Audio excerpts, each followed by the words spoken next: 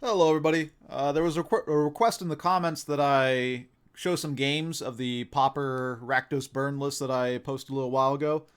And I figured, hey, why not? I've got some replays, and I kind of sifted through them to find matches, because I've only been playing it in the tournament practice rooms. I kind of had to sift through them to find some matches where I went up against actual tier decks. A lot of people are running just fun brews. I mean, the Rakdos Burn deck I would describe as a fun brew. If I was more serious, I'd play Delver, Stompy, Affinity, Tron, one of these sort of top tier decks. But I like the Rakdos Burn deck because it's a nice, cheap, very, very inexpensive deck. There's virtually no cards in it that cost any money. I think Lava Spike is pretty much the most expensive card. So it's something you can put together for like $3-4. And I think it's reasonably successful. So I was able to find sort of a smattering of tier decks that this went up against. I've got Blue-Black Control, Tron, Jeskai Kitty, and Delver kind of lined up, and I just want to quickly commentate the games and how they went. So this first one, I believe, is against, whoops. This is against Blue-Black Control, which is a deck that I feel this deck is very favored against. Blue-Black Control has a lot of creature removal that doesn't do anything in this matchup because we've removed all the creatures from our deck. And they do have a lot of counter spells, but you're pretty fast, and it's kind of difficult for them to do much against you. So they don't have a lot of life gain. They've limited counter spells at the end of the day, and a lot of potentially dead cards in their hand. So we kept an opening 7 that had basically 4 lands, a Faithless Looting, a Searing Blaze, and a Tyrant's Choice. I think this is correct. I can cycle one of the lands. Faithless Looting is good if I draw more lands. It's hard for this draw to go wrong. I think it does this game, though. So I play my land, pass the turn. I like playing my tap lands first. I see no reason to really kind of play super fast. The deck is built to go long. Had I known this is Blue-Black Control, maybe I would have been more aggressive and tried to place a Mountain into suspending a Rift Bolt, but it's usually not that critical. In either case, this is going to let me cast Tyrant's Choice next turn, so not a bad idea. Dimir Aqueduct basically shows us that this is Blue-Black Control. I unfortunately draw another Searing Blaze, which is not a good card in this matchup. They don't play a lot of creatures. Some of them have no creatures. I don't remember if this variant had creatures, but either way, it's not a card I want to see. I cast Tyrant's Choice while the shields are down. I'm going to vote Torture every time, and it's going to do 4 damage to his dome. But I'm kind of getting in a bind here where I've kind of got these cards. I'm drawing a bunch of cards in a row that aren't really what I'm looking for, and there's really only so much that I can achieve with Faithless Looting. I kind of have a choice here of whether or not I want to use Faithless Looting now. I decide because I have a Forgotten Cave that I'm going to try cycling that first, and that's sort of the direction that I choose to go.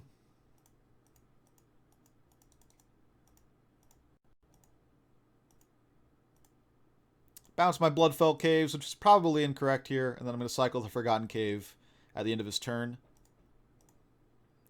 Probably better to just bounce the Mountain. Cycle the Cave, looking for something. Bump in the Night is something.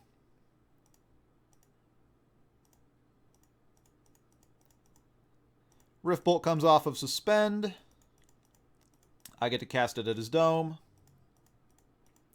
And I draw another land. And here we're kind of in a little bit of trouble. I've drawn basically 3 lands, Searing Blaze and Bump in the Night for my draws. Searing Blaze, close to a dead card. The land's not very good because I already had a lot of them. There's only so much Faithless Looting is going to be able to do. Not a great situation for us to be in. Cast the Bump in the Night. And then decide to just bounce a land and look to Faithlessly Loot next turn. He cast Mystical Teachings. Pretty bad for us. Means that he's going to be able to go and find stuff. I don't remember how to bring up the window, but pretty sure he brought up a counterspell.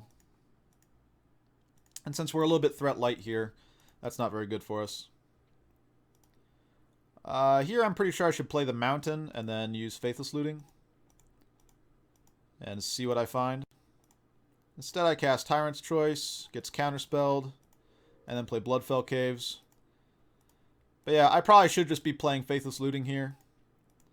I don't have a lot of time to make this hand work. I do want the lands ultimately so that I can flashback Bump in the Nights and maybe get some card advantage that way.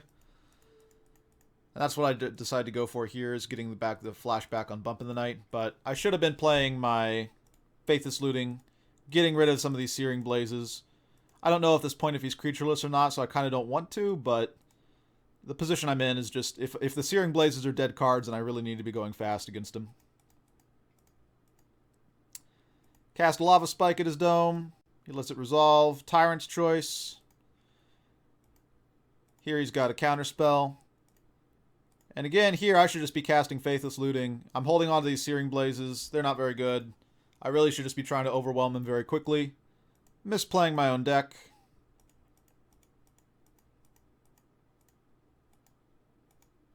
I'm kind of looking for other stuff, right? Like my Madness cards before I cast Faithless Looting, but that's just a waste.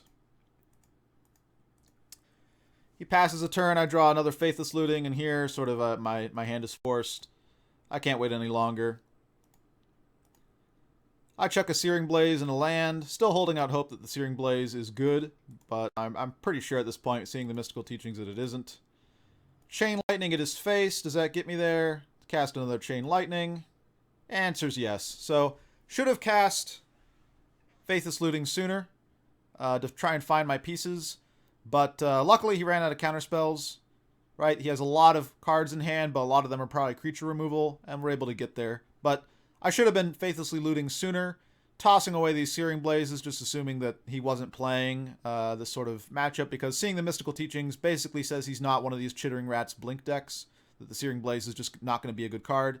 And I already had so many lands in hand anyways. It was very good to just chuck away the Searing Blazes. Either way, we're able to win the game, going slower than I should have, but got there anyways.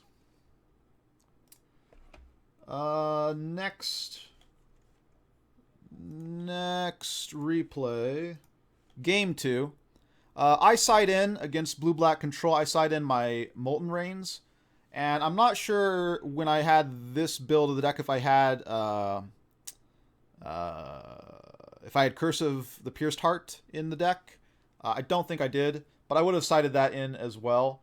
And I kind of actually, if I know it's a creatureless control deck, I like going down my Lightning Bolts.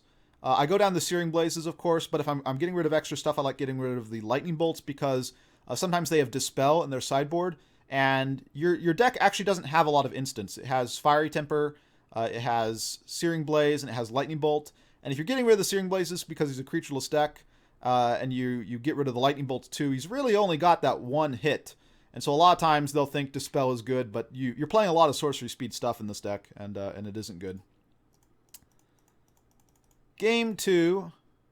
I mulliganed a hand while I wasn't looking. Let me restart this replay. See what I mulliganed away. He decides to play first. Okay, this is why I mulliganed away. So I have a 3 Molten Rain hand, but I'm only a Bojuka Bog. Oh, I sided in the Bojuka Bog as well. He has a lot of flashback spells. Replaces one of the Piranha Marshes. But this hand I can't keep. I can't cast any of the spells in my hand. Gotta chuck it back. Mulligan to 6. This hand is keepable. It's not really impressive, though. It's got burn, right? I'm sitting here, and I've already got 17 points of burn in hand if I just draw any sort of black source. So potentially this gets there, and who knows? I mean, I've got to keep it. Rift Bolt. I don't remember what I do with Rift Bolt. We'll find out soon enough. I got rid of Rift Bolt looking for a black source to turn on these Tyrant's Choice. That seems right. Unfortunately, I don't find it, which is not going to be good for us. He's getting his mana, yada, yada, yada. I'm chucking Rift Bolts at his face. Yeah, really want that source of black mana here. As a 2-color deck, you can have some trouble sometimes. This looks like to be one of them. Duress, yeah, don't want to see that. I don't have anything to madness out, and I'm already kind of not doing well. We get Molten Rain, which is unfortunate. If I had another land here, I could Molten Rain as Dimir Aqueduct and put ourselves pretty far ahead in terms of tempo, but I don't, which is bad. And he casts Pristine Talisman, which is not a card I want to see. He's going to start bringing in stuff. He Bojuka Bogs me. Sure, why not? That suggests to me that he doesn't have a lot of lands in hand, because otherwise the Bojuka Bog can be kind of valuable. We get the Molten Rain! Yay! We still don't have a black source, and he was able to cast a Pristine Talisman, so we're probably not going to win this.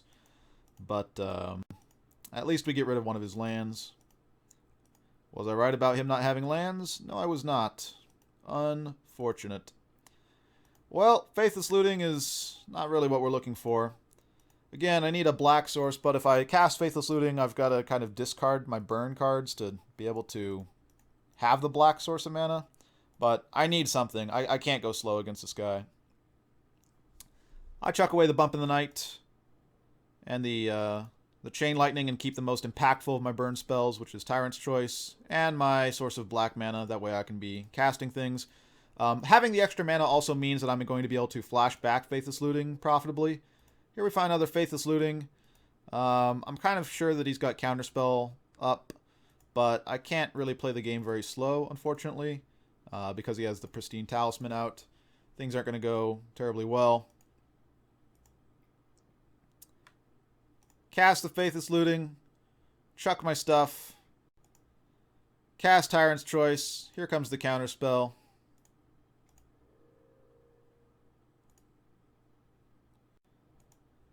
Yeah, he's walking all over us. We probably should just be scooping here. There's not a whole lot that we're going to be able to do. I just don't have the resources. I don't have the mana to be flashing back Bump in the Nights. I can't really do much with Faithless Looting until I either draw lands that I don't need or something. He's got Capsize with Buyback online. It allows me to get in a Lightning Bolt, but we're not really getting there. He's just going to be able to Capsize my lands repeatedly. I'm not going to have black sources of mana pretty much for the rest of this game, as long as he keeps capsizing there. I cast Chain Lightning, doesn't matter. And this is how you lose a lot of games to blue-black control. They just start casting Mystical Teachings, flashing back Mystical Teachings, doing stuff like that. Not really that fun for you. I'm just not going to get there. He has a Pristine Talisman out. He's flashing back Mystical Teachings, bouncing Radiant Fountains, living the dream. I'm going to get to use my Faithless Looting here. Chuck a land along with this Fiery Temper. Cast it as Dome. Not going to be good enough. He had a turn 3 Pristine Talisman plus a million Radiant Fountains. And this one's pretty much over. At this point, I'm kind of just playing along to make sure that he is one of these creatureless decks. I'm really hoping to see something like Curse of the Bloody Tome. He sided in Relic of Progenitus, which is kind of what you do when you don't have a lot in your sideboard to bring in, right? You've got to take out a lot of removal spells. Might as well bring in Relic of Progenitus. So I'm actually pretty certain at this point that he's creatureless. I've seen the Pristine Talisman. I've seen the Mystical Teachings. I'm just going to give up. Go next. Game 3 against blue-black control. I would like to play first. Yes, please. Here, I brought in Smash to Smithereens because I saw the Pristine Talisman. I think I only brought in a 1-of, and here we have it in our hand. So we have an answer to the Pristine Talisman if it comes down to it. It's kind of a narrow card, but that Pristine Talisman is pretty bad for us, especially when I don't have Curse of the Pierced Heart in this build. I don't think I do yet. But this hand's fine. It's got burn spells, it's got Faithless Looting plus part of what I need to do with Faithless Looting. I've got turn 1 plays, Mountain, Rift Bolt. Next turn, bounce the Mountain with the Rakdos Carnarium. Right, this hand's going somewhere. Anytime you have a Faithless Looting and a discard card, you're usually able to get some sort of card advantage here. And that's important. I also am pretty certain I'm going to be able to play the long game because the Smash to Smithereens guarantees he's not just going to have a way to gain 1 life every turn. I'd really like to see something like a Molten Rain. When I'm on the play, Molten Rain can be a very, very strong play. We draw a Tyrant's Choice, and now this is a little bit awkward. I don't have a red spell to cast with this open mana, but that's fine. Again, I can kind of play a slower game. He's going to have a lot of dead cards, even after sideboard. Duresses me, that's fine. Takes the Tyrant's Choice, it's the biggest burn spell. I might have taken the Faithless Looting, because it's the card advantage card, but it feels kind of bad to take a Faithless Looting a lot of the time. Fortunately, it does mean he sees my Smash to Smithereens, so even if he has a Pristine Talisman in hand, he's probably not going to play it. just to keep my Smash to Smithereens from being turned on. You're certainly not going to play it without counter magic up. Play my Mountain, and I'm just going to start chucking burn spells at him. Bump in the Night. Chain Lightning. Here we go. Got him down to 12. He plays Relic of Progenitus. Yep, I will exile one of my cards. Eventually, you can stop me from flashing back Bump in the Night, but... And here we hit the Motherlode. I have Faithless Looting with Alms of the Vain Fiery Temper coming out. That's pretty good. I like that a lot. Let's see if he lets us cast it.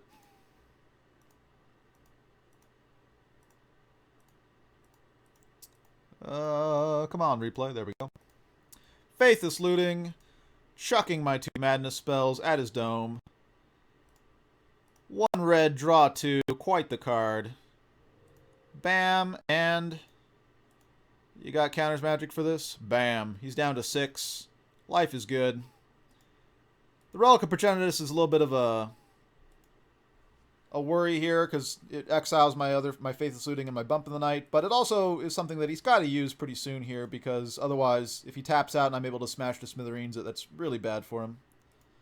So he's going to use the Relic of Progenitus here. That's fine. I still have another Faithless Looting in hand in case I draw more of my discard cards. Smash to Smithereens not working so great in this scenario. This is part of the reason why, I think this game in particular is why I decided to bring in a Curse of the Pierced Heart into the sideboard. Just so that I would have some answer in case they were able to stick a Pristine Talisman. Right? As long as I can keep them from just gaining a ton of life repeatedly, I can play a long game against them. My clock on them is just a lot better than their clock on me. Here we have Forgotten Cave. I'm just going to cycle this and see what we find. I don't think there's really much of a point in playing this. I think for a second about how I want to tap my mana. And I'm just going to suspend a Rift Bolt. He's got mana up. I kind of want to supercharge my turns. Right? I want to have a bunch of burn spells being cast at his head all at once. And he just concedes. He wasn't able to get his mana online. And so he's just got a lot of stuff that he can't use. We're going to hit him with the Rift Bolt next turn. Pop him with a Lightning Bolt as well. Faithless Loot to find whatever else we need. I think we have this game pretty well in hand. He's at 6 life. And there's the match. I think it's a pretty good matchup against blue-black control. Again, it sucks if you mold a 6 and you can't find the right pieces of your mana. I mean, we saw in Game 2 a lot of the ways that this deck fails. It does have to mulligan sometimes. It doesn't mulligan particularly well. And it can have mana problems. But in a lot of games like this, a lot of decks just don't have an answer. Blue-black and control in particular, a lot of their cards are dead. You see he had to bring in things like Relic of Progenitus to be able to just side out things like Victim of Night and Disfigure that did nothing against our deck. So, yeah. Blue-black control, pretty good matchup, I would say. Let's show another one. Which of these is the one I'm looking for?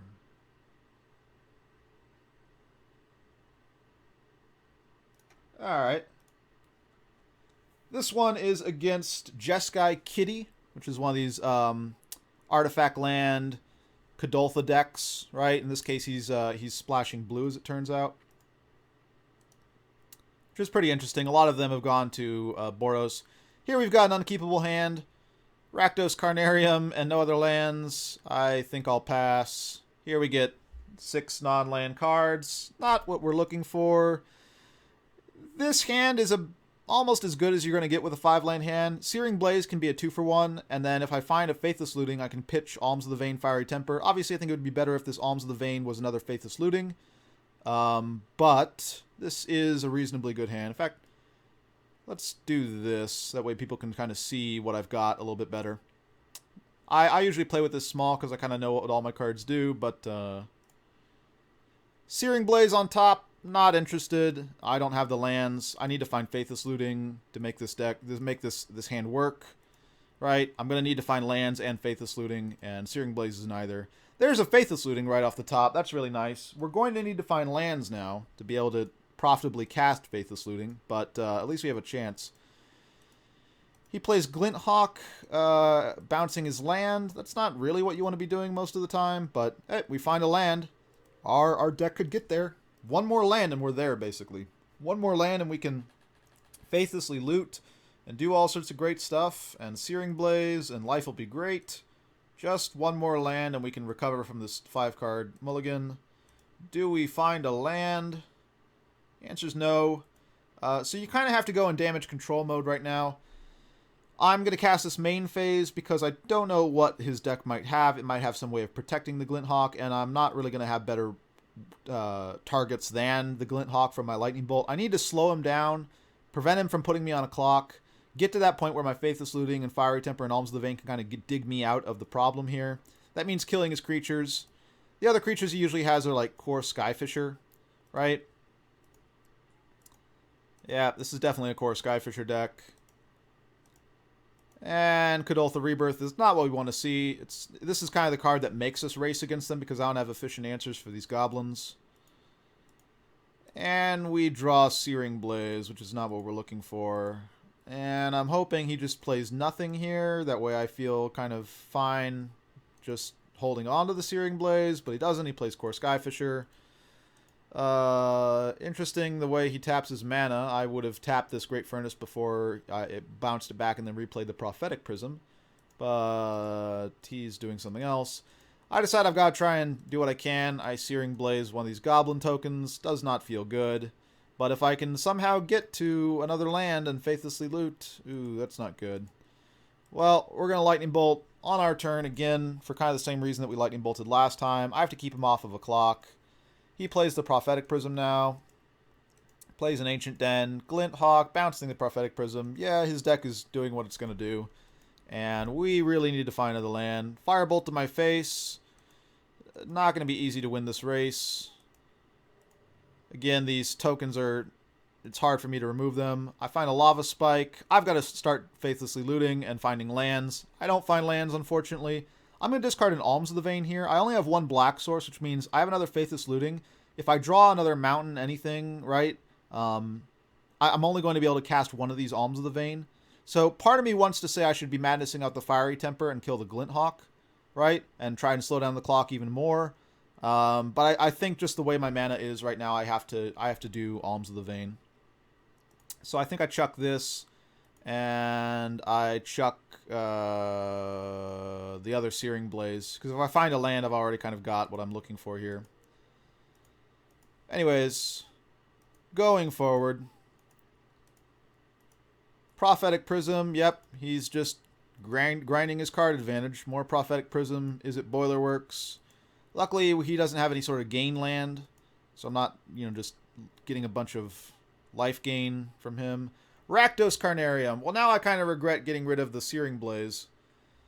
Not really what we were looking for, but I do get to bolt his bird, Lava Spike his face, play the Carnarium, bounce a land. Here I bounced the Bloodfell Caves because I thought that, it's likely that he's going to have an even amount of damage, right? That I'm going to be looking at something like 2 Goblin tokens hitting me, Galvanic Blast, and a flashback of Fiery Bolt. Or a Firebolt, something like that, right? So if I could potentially just gain one more life, I might be able to extend the clock by one more turn. And I have Faithless Looting Alms of the Vein, so I've got enough. I know what I'm kind of doing next turn, and the hope is I just draw some cheap burn spells and I'm able to finish him off before he finishes me off. So I bounced the Bloodfell Caves. I'm not sure if it was correct. I might have just wanted to bounce, the mountain. That way I'm able to cast things. Spoiler alert, turns out not to matter. He's got 7 cards in hand. He's got things that he can do. And we're just in trouble here. Again, it's a mold of 5, and then we had to keep a 1-lander. We did draw really well off of that mold of 5. That was probably one of the better mold of 5s that we could get. If we had just found this land a little bit sooner, and we were able to use Faithless Looting better sooner, things would have been better. So I cast Faithless Looting. I'm going to madness out my 2 things. Riftbolt's really not something I wanted to see here because it means that I did have a use for my mana if I had bounced the mountain.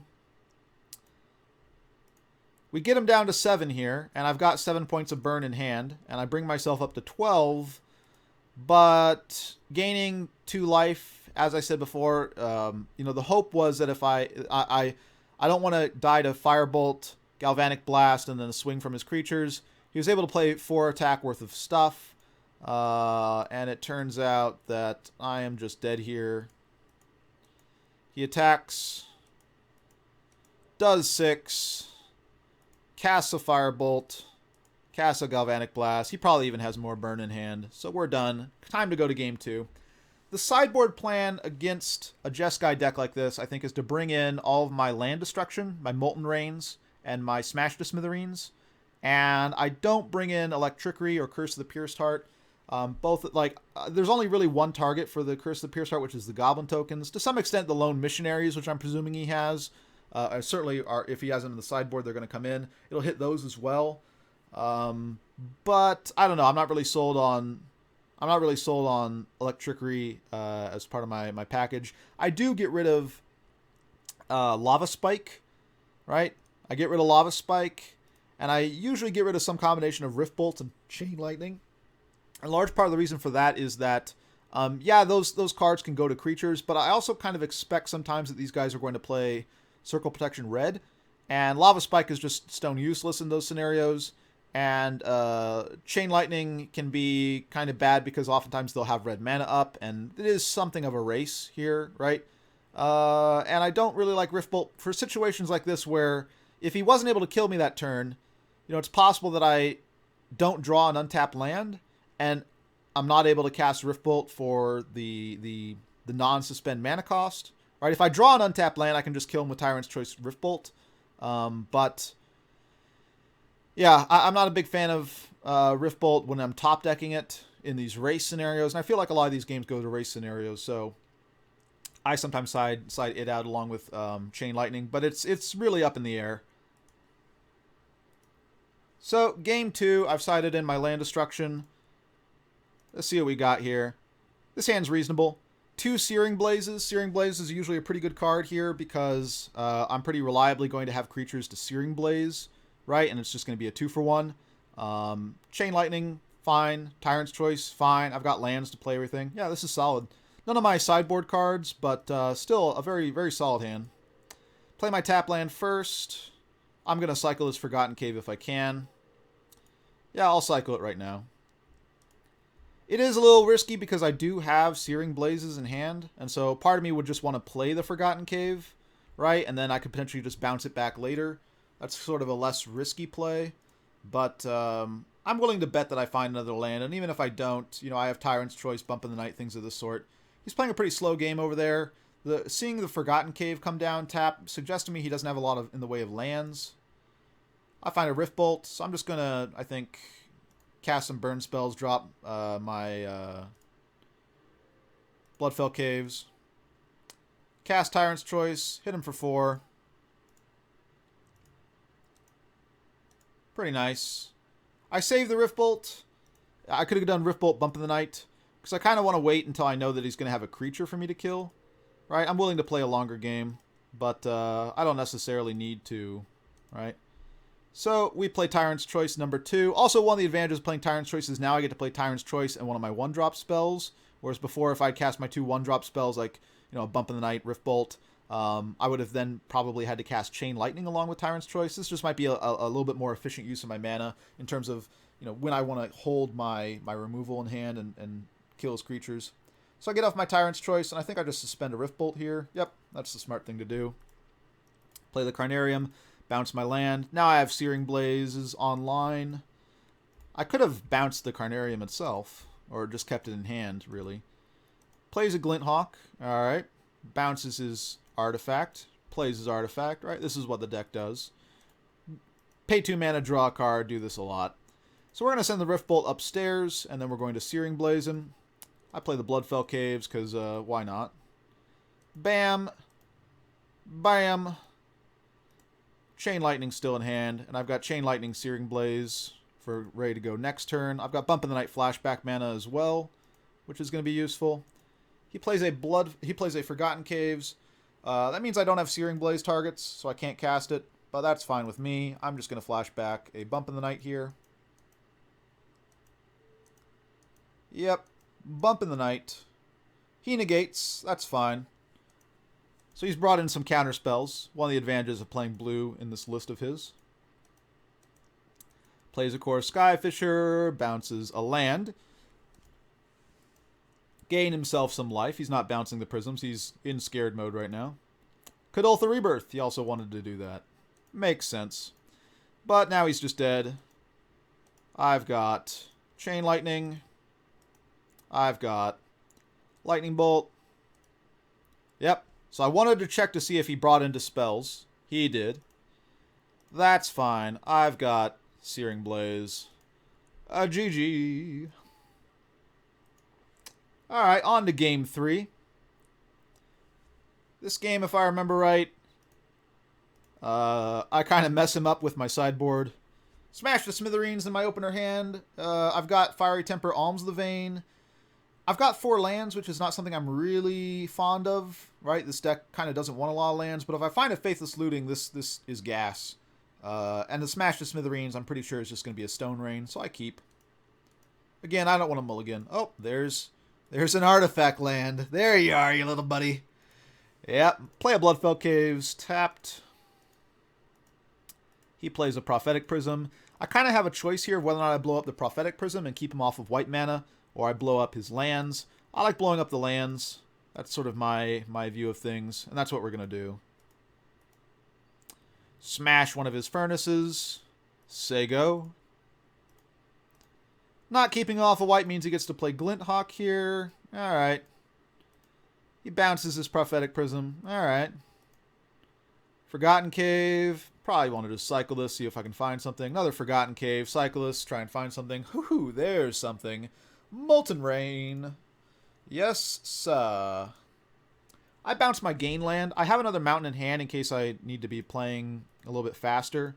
And I think gaining life is always just something that's going to be useful. He plays a Forgotten Cave.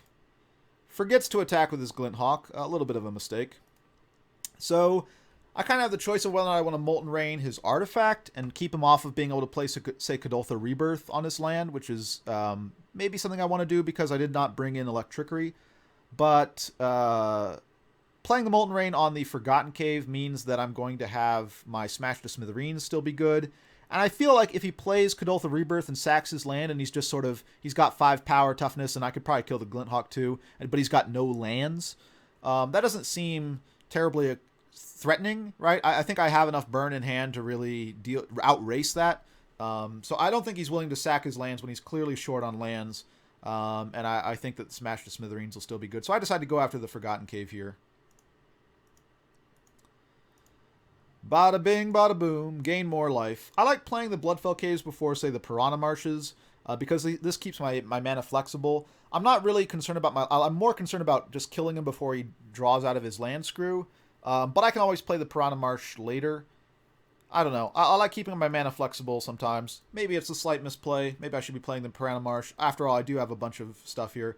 He Galvanic Blasts me for 2 to prevent himself from discarding. Does remember to swing with the Glinthawk this time. Good for him. Important not to miss damage against me. That will be punished pretty bad. I play the Piranha Marsh now. And we're just going to start chucking stuff at his face. And a bump in the night. Hit him for another 3. He's down to 7. He draws a land. Pretty good for him. Plays a Lone Missionary, a card that I don't particularly want to see. But I still feel pretty confident. If I find a Faithless Looting, you know, I can close out this game in pretty short order. No blocks. Smash to Smithereens. Yes, don't mind if I do. Smash your white source. Don't want any more of those Lone Missionaries. He sends me a message. I think it's something to the effect of, oh god. He's starting to realize that my sideboard plan is pretty good against him. I decided to cast the Fiery Temper rather than the Alms of the Vein here. Because I am, I guess, still a little bit worried about something like perhaps Hydroblast, because he is blue. But also Circle Protection red. And I'm pretty certain I'm going to be able to race him here. So I don't want to go after his creatures. I think I just have the game. He plays another red source. Plays Prophetic Prism. Yeah, if I draw any burn spell, I'm good. I also have a Bump in the Night that I can flash back. Smash to smithereens. Yes, sir. Blow up a land on the way out. Alms of the Vein, win the game. Yep. Pretty strong. I think the sideboard plan that we have of Molten Rains and Smash to Smithereens is just really good. It prevents them from doing what they want to do, which is just, play Prophetic Prisms, bounce Prophetic Prisms, play Lone Missionaries, bounce Lone Missionaries, and that really helps us win the race. I'm still at 15 here. Even if he had been able to replay a Lone Missionary, right, that only gets him to 3 health. I've got a Bump in the Night that I can flash back. Any other burn spell gets me another 3. Right, I'm still in a pretty good shape here. So I like the matchup decently well. And I guess the open question I still have is whether or not I should be bringing in Electrickeries. If I see Squadron Hawks and stuff like that, I'll bring them in. But if I'm not seeing Squadron Hawks, I'm not going to bring them in. So there's Kuldotha Jeskai, or Jeskai Kitty. I think older people call it Jeskai Kitty. Which is another one that uses this deck. La-di-da-di-da. Searching through my replays. This match is Delver. Delver. Great example to go with. Delver's a very popular deck, very strong deck. If I'm playing in leagues, this is probably what I'm playing. It's just one of the most competitive decks. Affinity, Stompy, lots of good stuff in those decks. And I like showing off decks against sort of tier 1 decks. This hand is great. This hand is like one of the best hands you can have. Faithless Looting, plus 2 cards to discard to it. I've got lands to play as well, and then potentially loot back to Faithless Looting if I draw too many more lands, and a burn spell. Yeah, this is a quick snap keep. Play my mountain. Don't have anything to do with my mountain, unfortunately. This isn't a lava spike, for example, so it is a little bit slower of an opening. Delver of Secrets. Yep. All right, so I'm of the opinion, if you see a Delver, you bolt a Delver. If that's one of the options available to you, that's what you do. You need to keep them off of the clock. Delvers are a very quick clock. You also don't want the Delver turning into a Ninja of the Deep Hours. That's pretty bad for you. Ninja of the Deep Hours is your enemy. Very dangerous card. Now, here, I have a choice, right? There is Spellstutter Sprite mana up. Right? And that's pretty dangerous, because it also means that he can Spellstutter Sprite and then play a Ninja of the Deep Hours, and then I'm in trouble. It also means that he could just Spellstutter Sprite my Faithless Looting, and if he Spellstutter Sprites my Faithless Looting, I'm actually in some trouble here, because I've got lots of stuff to discard, and not a lot of stuff, right, that does anything without the discard. So I decide that I'm just going to hold back, and the plan is try and kill what he plays with a Fiery Temper.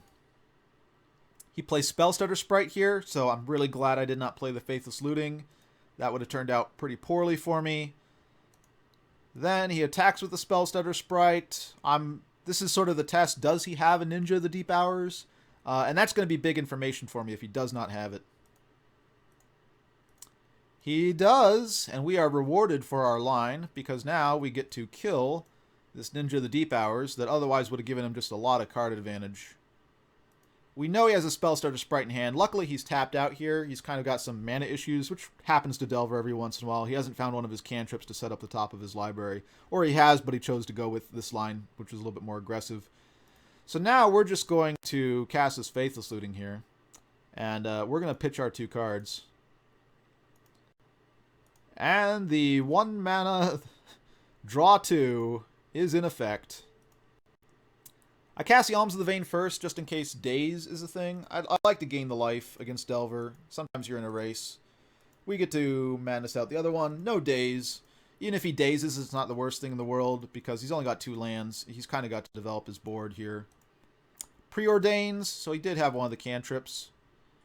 Into Delver of Secrets. Well, that's fine, because I'm going to Searing Blaze that. We play Piranha Marsh. Nug him for 1.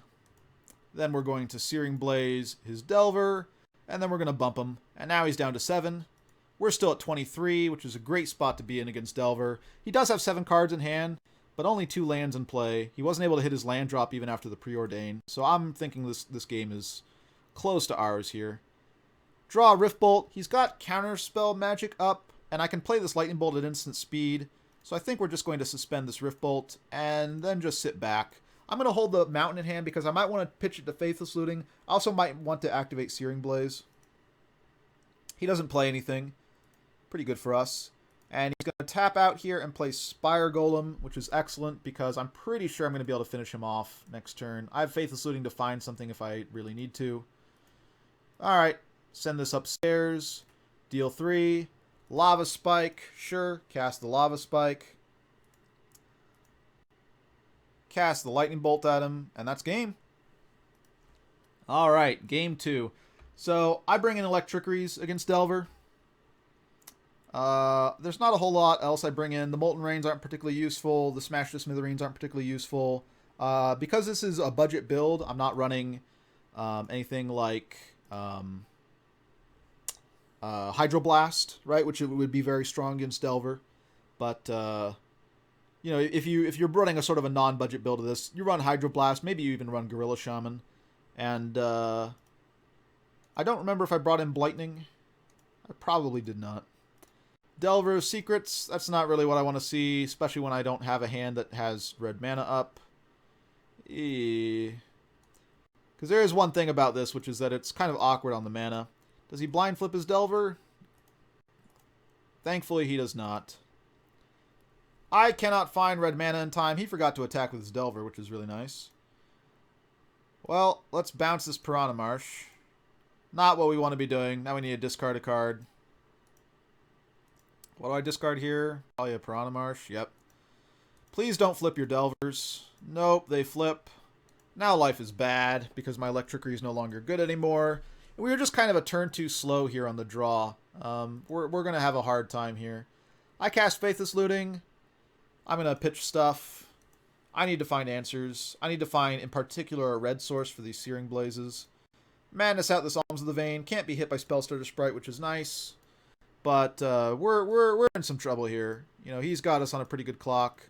It doesn't look like we're going to be able to race him. Right, we're on a 3-turn clock. There's Spellstarter Sprite. He was kind of saving just to protect his Delvers. Please no Ninja of the Deep Hours. Oh, thank goodness. Well, don't have a lot of great things that I can do here. We cast Tyrant's Choice. We're just trying to race. We're not going to get there. Lightning Bolt to Delver. Nope, he's got Dispel, and I just concede. The game's over. We're on a 2-turn clock. We're not going to be able to get out of this. If we had been able to find, if we had better mana, basically, we would have been able to use our Electrickery and probably solve a lot of these problems, right? Or if we had potentially turned on Searing Blaze. But as it stood, we just ran into some problems here, and his start of Delver into Delver and then having a bunch of counter magic, Spellstarter Sprite, etc. was a little bit too strong for us. So hard to beat Delver on the play, or when you're on the draw and they're on the play, regardless of what deck you're playing. This was no exception. We just had a bit of a clunky draw, and they curved out pretty well. All right, on to game 3. And I don't think this is the Delver player that tried to Hydroblast a mountain. I think this guy actually played well. I remember a Delver player trying to Hydroblast a mountain. I don't think he'd ever read the text on the card or didn't understand that mountains are colorless. We keep this hand. We don't really want to mulligan, and I suspend a Rift Bolt, kind of just to counteract a turn 1 Delver. He plays Ponder. That's fine. I really need to draw lands here. I can use Faithless Looting to find lands if I need to, which is kind of why I kept the hand, because I do have ways of drawing out of this. We're just going to cast a Chain Lightning at his face. He ponders again, so he might be sitting on a slower hand as well. Do I see a Delver? Nope. Rakdos Carnarium. Oh, great card to see here. We're really happy to see this. The question now is whether or not we just Chain Lightning at his face and try and race him really hard. That is a potential thing we can do. We do have Faithless Looting Fiery Temper, so we could potentially play a longer game. But if I count up the burn in my hand, you know, I'm doing pretty well. I've got 3 plus 3 plus 4 plus 3, right? I'm close to killing him.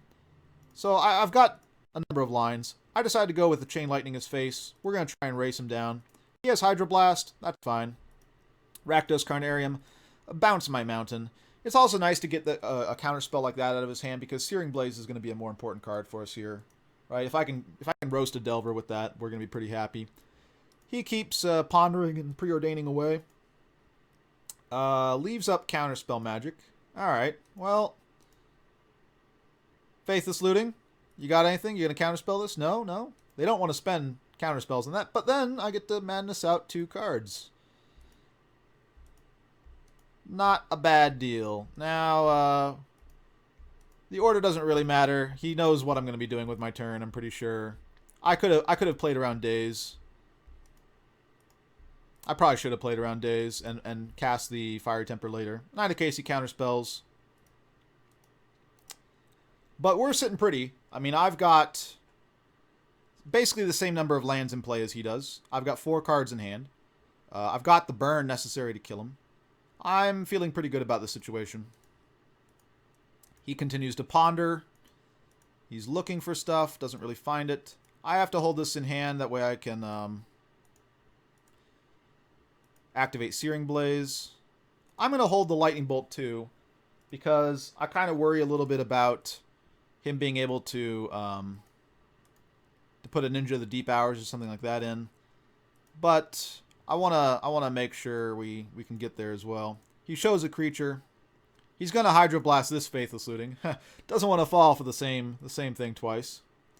We're gonna bump in the night here, and I believe we save our Searing Blaze. Do I? Nope. I'm just gonna cast it for 3. All right. So we're in a position right now where it's hard for me to lose, right? Because any burn spell challenges him. The Faithless Lootings can draw me to things, and I'll have the mana usually to cast things with Faithless Looting. If I get lands, I can cast Bump in the Night. So he's really got to do something here and find enough counter magic to stop me. It starts probably with a Ninja of the Deep Hours, which he has, unfortunately for us. Not what we want to see. Fiery Temper, what a great draw, because now I can flashback Faithless Looting and then cast the Fiery Temper, which is exactly what I'm going to do. Flashback Faithless Looting. He decides to counter it. Good choice, I think. The drawing me cards would be pretty bad for him. But notice, he's having to spend counter spells on cards in my graveyard. Even though he's going to be able to hit me with this Ninja of the Deep Hours, right? He's not really getting much in the way of card advantage here. So he's got to kill me pretty fast here, because he's eventually going to run out of counter spells, and then life is going to be very bad for him.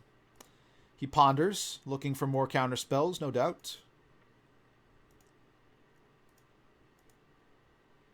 We draw a mountain, which is fine, because I'm just going to faithlessly loot here.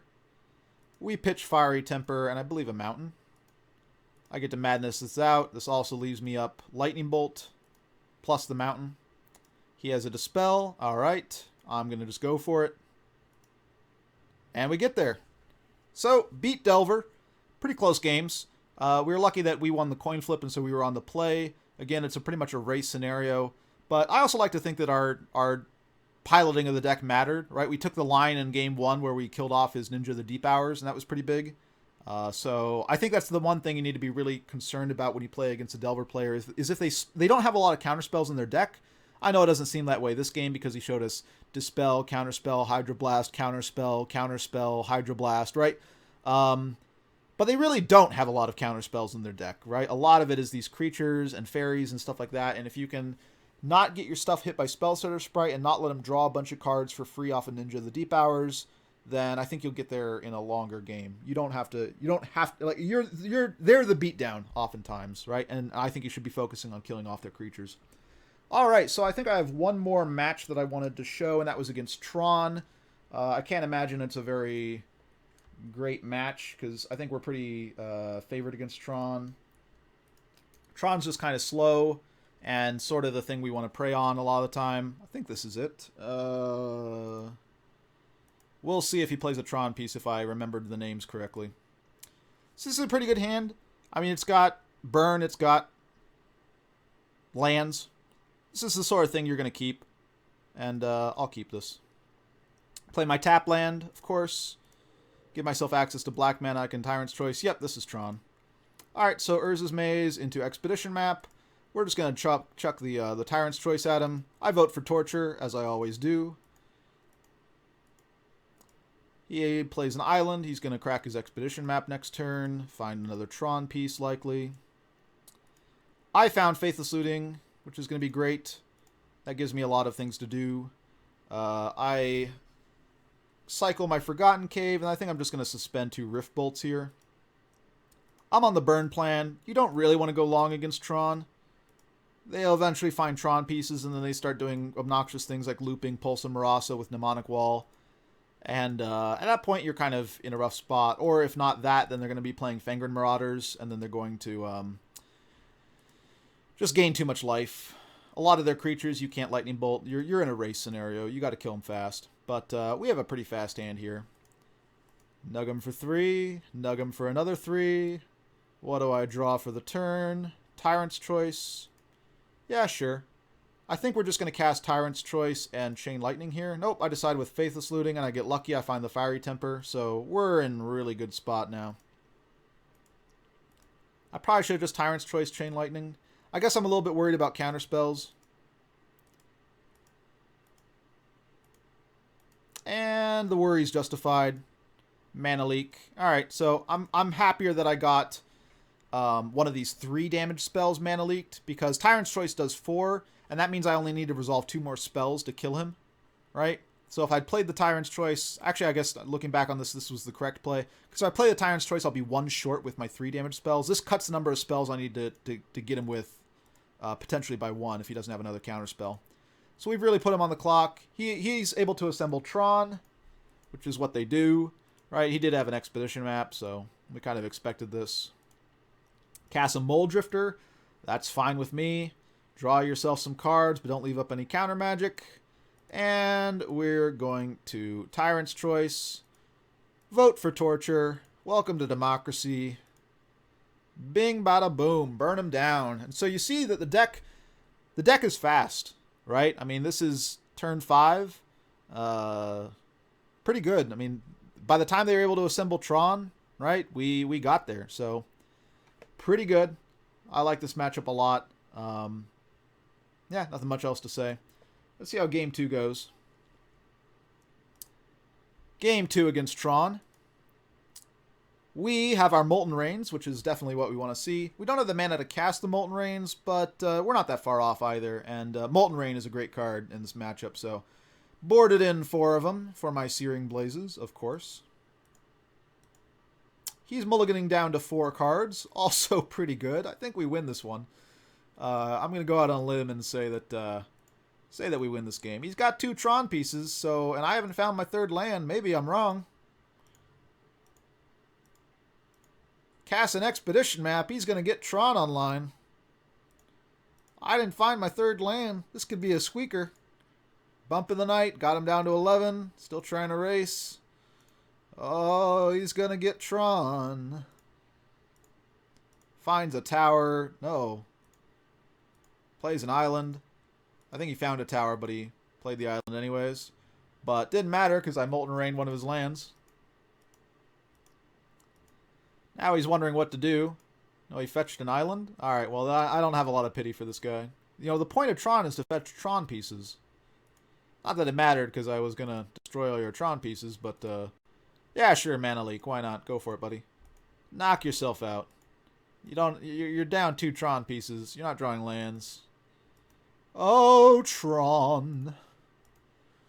I don't know. Let's vote. Democracy time. Woohoo!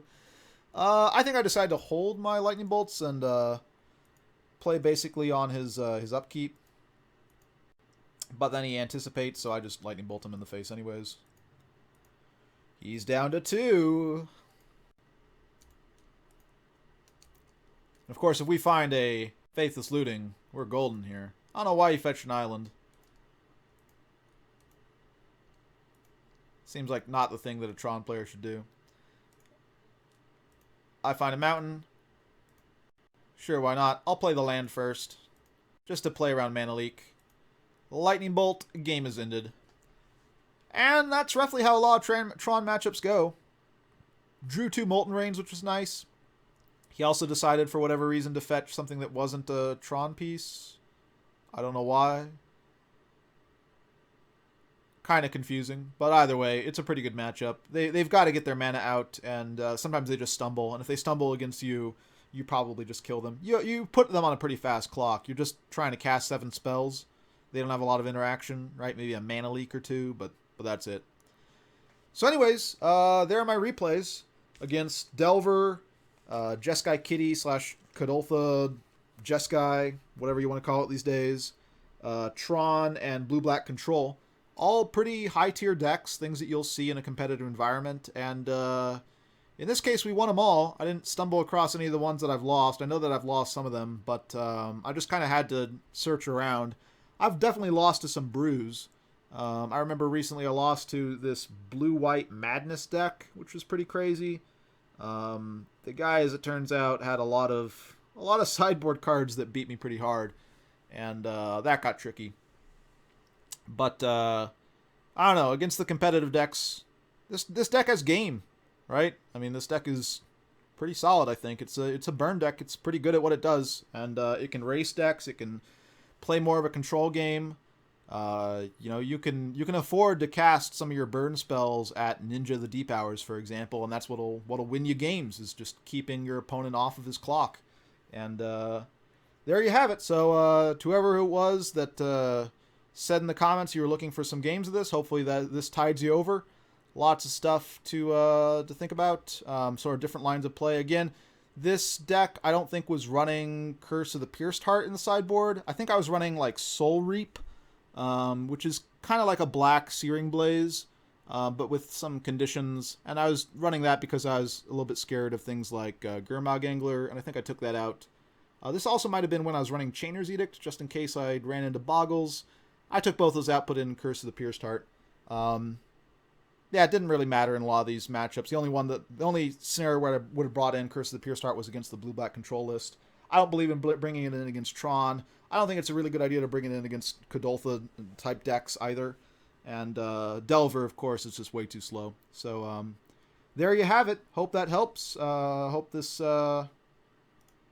helps you out if you're deciding to play the deck. Again, the deck is very cheap. I mean, you can probably get this for like 1 ticket. It can't cost that much. There are budget lightning bolts. If you look at what is it, PD2? There's a PD2 set, and they have foil lightning bolts that cost like 2 cents. So you can get your lightning bolts there. And then really the only other cards that cost money are things like Lava Spike.